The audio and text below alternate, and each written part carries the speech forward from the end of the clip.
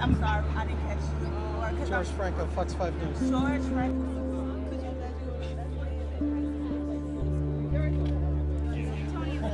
It's not for us. That's for them.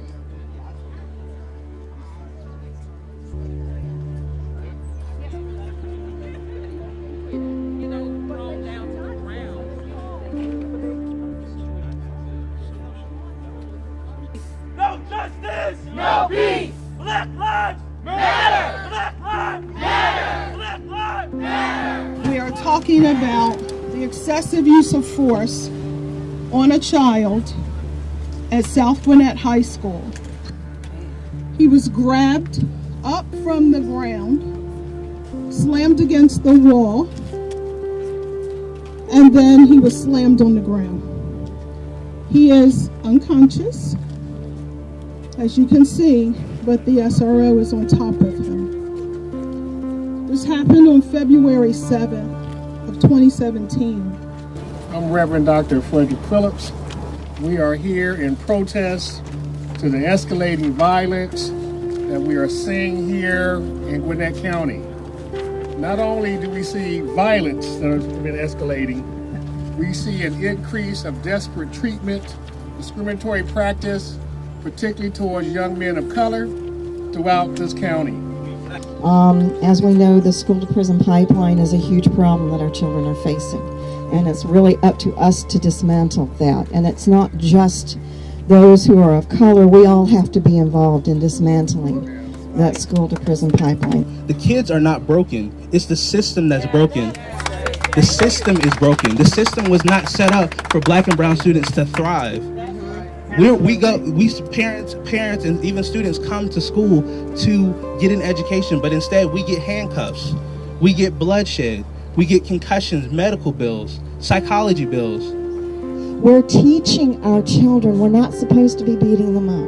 We're not supposed to be making them feel less than. We're not supposed to be pushing them out of schools. Black males in Gwinnett County schools for the 2013-14 school year are 2.27 times more likely to be referred to law enforcement than white males. Special ed students, they represent 26.7 of all students referred to law enforcement, but they are only 11.6% of the student population.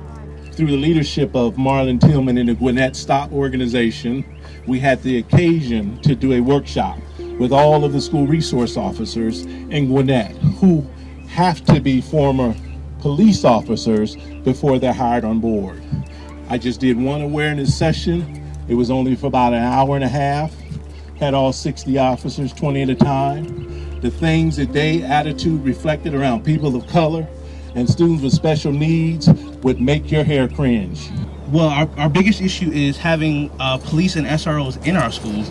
And until we get them out of our schools, we're gonna have stuff like this keep happening. As long as they go outside of the scope of discipline and trying to keep our kids safe, that when they step in and intervene to these issues and escalate these issues to something that they weren't to begin with, we're gonna keep having this bloodshed. As a parent, if you had the unfortunate opportunity to have to appeal to this school board, you would find that this school board has been unresponsive to our concerns. In fact, we have recently discovered that there is an unspoken policy that parents who try to appeal to this school board have been denied access to their elected officials. I just feel like it was a mistake moving here. That's how I feel. And I don't know what else to do. I don't cry. I'm gonna cry now, but I'm trying to hold it in because I've had to endure so much. I've lost out on work, where I was behind on my rent because I had to take days off to deal with this stuff, and I'm just fed up. Even more disconcerting, the school board. Some of the school board members have been here since 1979. Back in that time, the population of people of color here in Gwinnett County was about 8%. Currently, the population here is 63% of people of color. The time has come for change. We encourage all of you to join an organization in this community. Enough is enough. No longer will we allow the school board to go unopposed. No longer will we allow this school board to run unopposed without our voices being heard. Enough is enough.